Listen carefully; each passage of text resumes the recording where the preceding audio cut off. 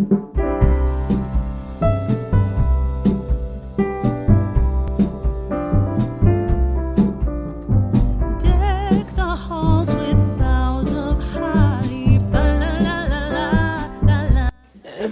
childhood Christmases were times of traditions. For me, it meant every Christmas day going to my Aunt Mary's in Ponsbury, listening to my Uncle Jack's Jim Reeves records. I remember one Christmas Day evening going to the Red Lion and finding my cousins Martin and Michael there. They'd been there all day, missing their mother's Christmas dinner, and were too frightened to go home. I should add that whilst only a year older than me, they were both huge boys and were always hired as bouncers for the local dances. Boxing Day was always a day of sport. For me, that might sometimes mean going to the football or more likely a walk in the hills. But for so many in Shropshire, it was a day for hunting or shooting. In Ludlow, there was a tug-of-war between the bull and the feathers. Whilst it certainly goes back to the 19th century, it had traditionally been on Shrove Tuesday and not Boxing Day.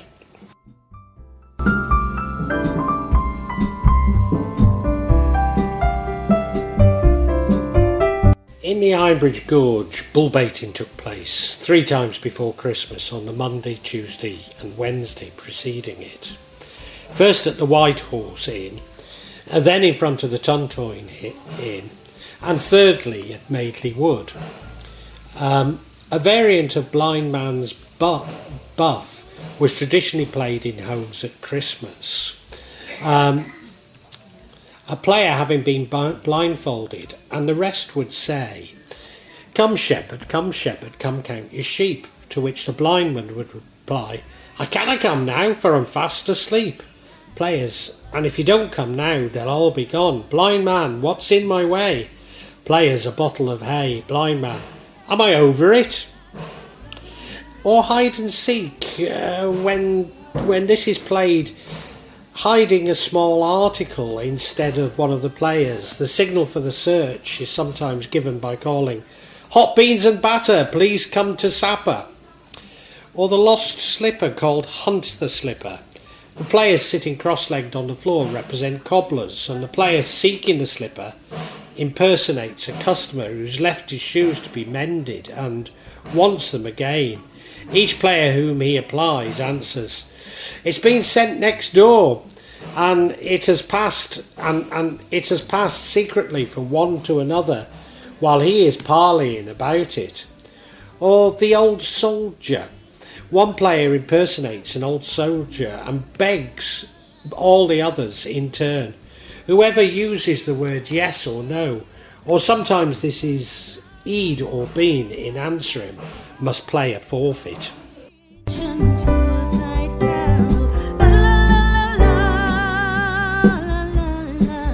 Traditionally, the 12 nights of Christmas were seen as mystical times. So many of the ghost stories I've reported on in both Shrewsbury and Shropshire seem to occur at Christmas. It's therefore not surprising that Christmas Eve is traditionally a time for telling of ghost stories. As a child, these were inevitably traditional Shropshire stories, but as a teenager they seemed to give way to Victorian stories by the likes of Wilkie Collins. Alternatively, the 28th December or Innocents' Day was thought to be of evil omen, while the rest were filled with celebration.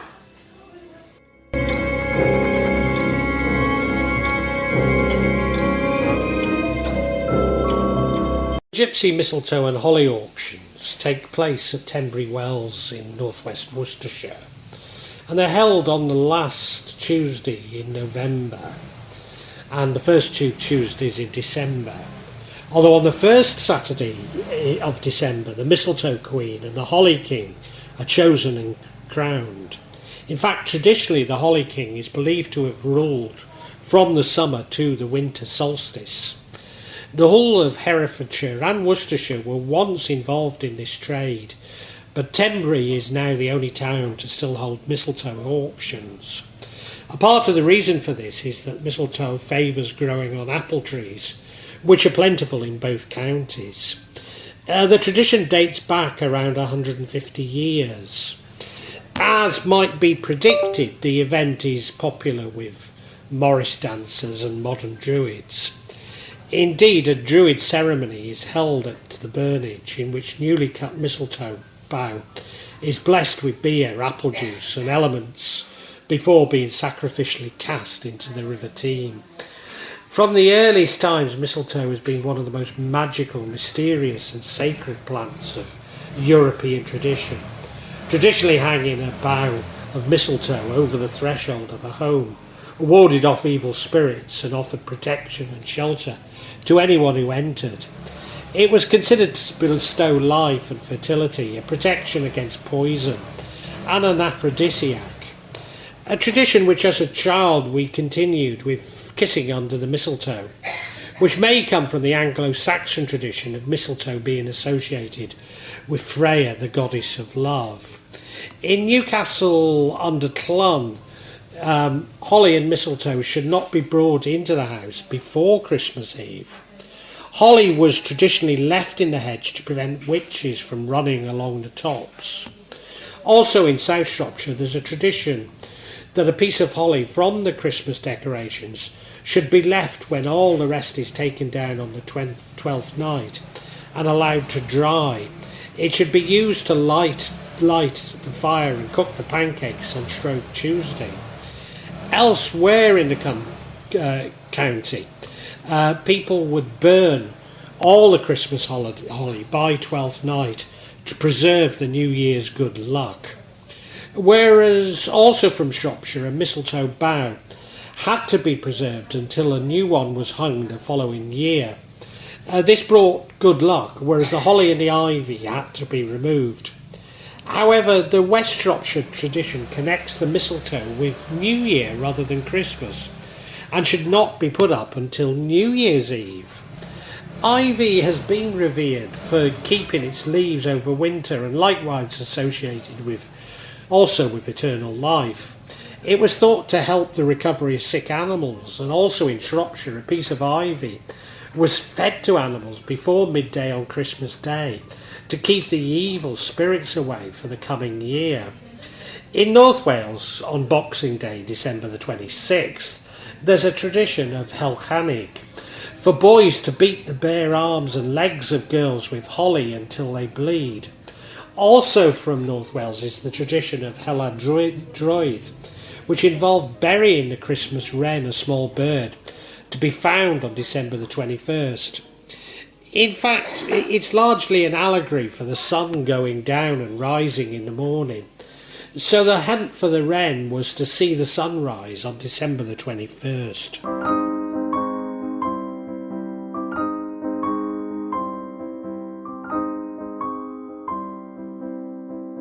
It is said that each country household had an elf or a goblin, and the creature would be angry if all the cleaning was not completed before Christmas. It was thought unlucky to do washing or spinning during the holiday, so these all had to be completed beforehand. Preparation for Christmas, beside killing of beasts and poultry, compounding of mincemeat and mixing of puddings, including great and general house cleaning, all the household jobs, along with ploughing, could begin again on Plough Monday, the Monday after 12th night. Strangely, as a child, I associated such cleaning with New Year's Eve, but had always believed this to be a Lancashire tradition. In West Shropshire, maids would set themselves tasks even prior to the Christmas cleaning, so that nothing should remain undone. Labourers' wives were called in to help with everything, was scrubbed clean. The pewter and brass vessels had to be made bright so the maids could see and put their caps on in them. Without the precaution, the fairies would pinch them, but if all was perfect, the worker might find a coin in her shoe. Also in West Shropshire, the Christmas brand, a great trunk of seasoned oak, holly, yew and crabtree, drawn by horses to the farmhouse and placed at the back of the open hearth where the fire was made in front of it. The embers were raked up to it every night, but not cast outside. It was carefully tended and so that it might not go out during the whole season, during which time no light might either be struck, given or borrowed. As soon as the brand was settled safely in place, the Christmas ale was tapped and a great pewter tankard of drink served out to the men who brought the log, who sang a Christmas carol by way of acknowledgement. In Cleobury Mortimer, a curfew bell was rung, signifying that fires could then not be extinguished. In common with many parts of Europe, Shropshire people believed that if one were into a cowshed at this time, one would see the cattle on their knees in adoration of the coming of the baby Jesus. In Welsh-speaking areas, congregations met in churches or chapels at 5 or 6 on Christmas morning and sang carols until daybreak. Christmas Day was rung in by the bell ringers in some churches. In North Wales this was known as Plegane and might have involved street parties prior to attending the church service. The colliers at Sweeney near Oswestry followed the Welsh custom of carrying about a star at Christmas, a lump of clay set with lighted candles in the form of the star. In the 17th century at Hope Bowdler there was apparently fights between adult carol singers and those from other parishes. And maybe it was because it was thought a point of honour that visitors drank all the beer that was offered to them. There was a Shropshire tradition that you should eat a mince pie on each of the 12 days of Christmas, but after which you should eat no more. It's said that 12 mince pies bring luck for each of the 12 months of the year. The custom of offering mince pies and a glass of wine or ale to each visitor continues to this day. Indeed, I recall my father forcing a mince pie and a glass of sherry to every person who visited us, including the postmen and traders. In Shrewsbury, wigs or caraway buns dipped in ale were baked to be eaten at Christmas Eve supper. Plum cakes and pikelets were traditional delicacies, and throughout the season farming men were allowed extra beer with their meals. Shortly before Christmas, a fat bullock was killed and a prime joint selected for the Christmas roast. The rest was salted for later use. As many as 3 geese were required for a goose pie, which were like pork pies and flavoured with apples and onions. Plum cakes and pikelets were common, as was extra beer at mealtimes, sometimes even at breakfast. A tradition I seem to recall having kept up with myself, although I doubt if dregs from a can whilst lying on a floor was that traditional. Supper consisted of meats, pig's pudding, pork pies or mince pies, or a toasted cheese eaten with beer and toast. Dashing through the snow in a one-horse open sleigh, o'er the fields we go, laughing all the way, bells on bobtail. In Shrewsbury, but also the other towns of Shropshire, Christmas feasts were held by the bailiffs and aldermen on Christmas Day and New Year's Day. Merchants were invited to attend the church in the morning, which in Shrewsbury's case would almost certainly have been St Chad's, and have been treated with roast beef and ale, and in the afternoon with ale alone. As an altar boy at St Chad's, I recall with fondness their breakfasts in the parish hall, but never recall beer having been served.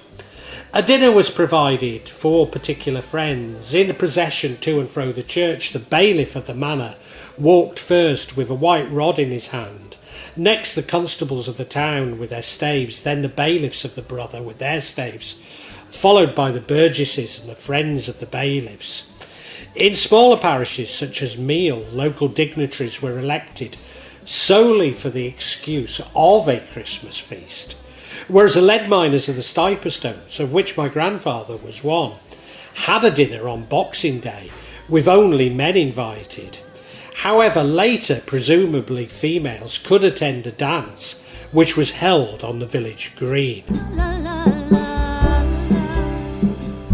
On New Year's morning in rural areas of Dyfed, Monmouthshire, Radnorshire, Glamorgan and Carmarthen, there is a tradition similar to first footing. Children in their Sunday best would visit their relatives by midday, carrying skewered apples struck with fruit and raisins, singing the rhyme, an apple or orange resting on 3 sticks like a tripod, smeared with flour, stuck with nuts, oats or wheat, topped with thyme or another fragrant herb, and held by a skewer. Or alternatively, I wish you a Merry Christmas, a Happy New Year, a pocket full of money and a cellar full of beer, a good fat pig to last you all year. Please give me New Year's gift for this new year. Which seems to be very similar to a rhyme I knew as a child in Shropshire. Happy New Year, Happy New Year, I come to wish you Happy New Year. I've got a little pocket, it is very thin. Please give me a penny to put the money in. If you haven't got a penny, a halfpenny will do, and if you haven't got a halfpenny, then God bless you. Or a Christmas song that I recall. Now Christmas is a-coming, it brings us good cheer, and when it's over, it's never the near. Returning you thanks for ale and strong beer, and will come no more as souling till this time next year. Another Welsh tradition was to carry a horse's skull on top of a pole, the Marichlawd, door to door. The occupiers were then challenged to a singing contest, in which the occupiers and the visitors good-naturedly insulted each other in song. Nos and Gilvaith means toffee evening, where friends would gather together to make the Christmas toffee. Truth and grace, and makes the nations prove. In 1426, the chaplain John Audrey listed 5 carols to be sung during the Christmas wassailing, suggesting that this tradition was also found in Shropshire. Indeed, whilst carols had been sung prior to this was the first time recorded that they were exclusively associated with Christmas. The tradition of Christmas wassailing involves house visiting on the 12th night, singing and offering a drink from a wassail boat in exchange for gifts. This practice still largely exists, but has been more or less displaced by carolling. Notable traditional wassailing songs include Here We Come a Wassailing, Gloucestershire Wassail and Gower Wassail. Wassailing is also used, particularly in Devon, Somerset, Dorset, Gloucestershire and Herefordshire, to keep spirits away from the cider orchard harvest. The tradition is kept alive by, as you might have guessed, Morris dancers. Indeed, it seemed that they were particularly active during Christmas wassailing in Shropshire in days of old. The wassail bowl would be filled with mulled cider, known as a wassail, typically containing cider, maybe even an apple brandy or calvados, cloves, apples, cinnamon, lemon, orange, ginger and nutmeg. Certainly in Oswestry there appears to have been a tradition of making a drink with crab apples. Whilst in Bishop's Castle neighbourhood, the poor would go around begging for their dole at harvest time and Christmas. In Pulverbatch, the corn from the dole was used to make a Christmas batch for the baking of the bread. The Clun people used to get double dole, for wheat for themselves and barley for their pigs. They carried them 2 small sacks to contain the different kinds. They paraded in their oldest clothes in their possession, with the women in the husband's cast-off smocks, smock frocks or coats.